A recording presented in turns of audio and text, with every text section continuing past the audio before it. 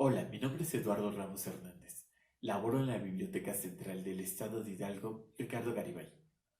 El día de hoy les voy a compartir el texto La lectura, entre el placer y la obligación, de Elsa Margarita Ramírez Leiva, del libro De la tradición oral a la sociedad de la información. Comenzamos.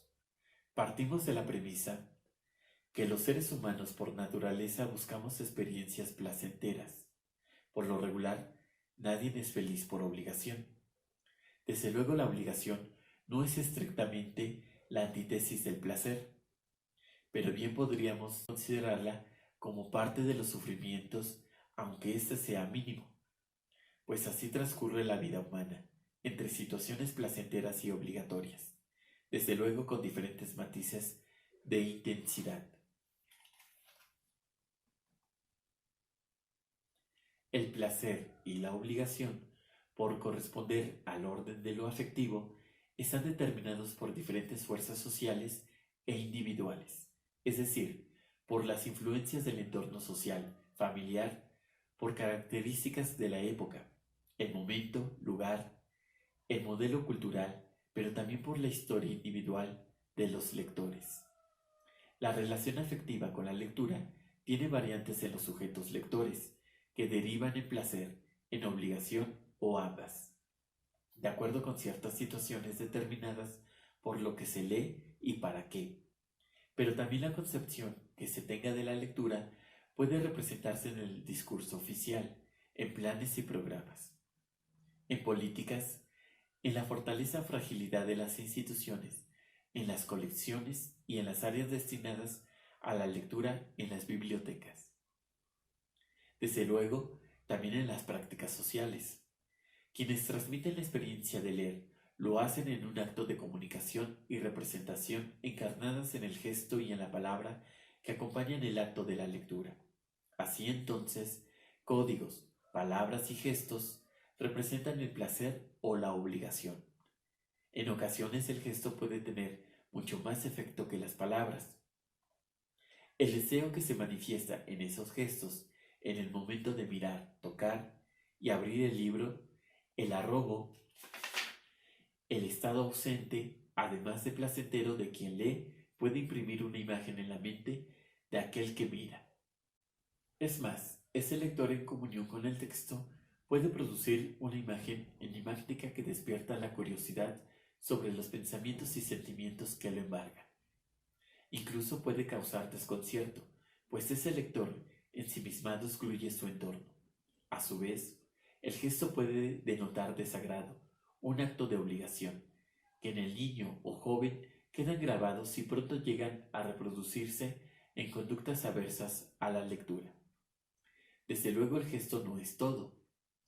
La comunicación verbal, las inflexiones de voz, los verbos y demás calificativos transmiten en los otros un lenguaje que inscribe el deseo o el rechazo en su mente y emociones en especial durante la infancia. Es decir, los padres primero y posteriormente los mediadores que van integrándose al mundo infantil inscriben la valoración de la lectura. Quien lo dice, qué y cómo se dice, es fundamental para comunicar el gesto o el rechazo por leer, pero también lo son el momento y el lugar. Desarrollar la intuición del momento en que pueda recibirla, saber comunicarle al otro, incluso sugerirle alguna lectura puede hacer la diferencia. Es necesario observar y escuchar a los demás con mayor interés. Así el lector identificará el momento en que surja una demanda o una situación en la cual será bien recibida la invitación a leer determinado texto. Ese momento puede hacer la diferencia entre el placer y el rechazo.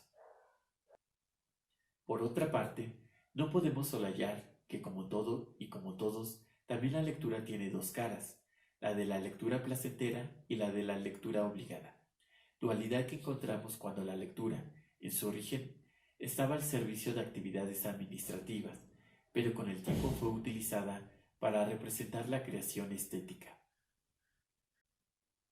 El aprendizaje de la escritura y la lectura por no ser naturales, implica una disciplina y un esfuerzo intelectual, junto al desarrollo de destrezas manuales y del órgano ocular.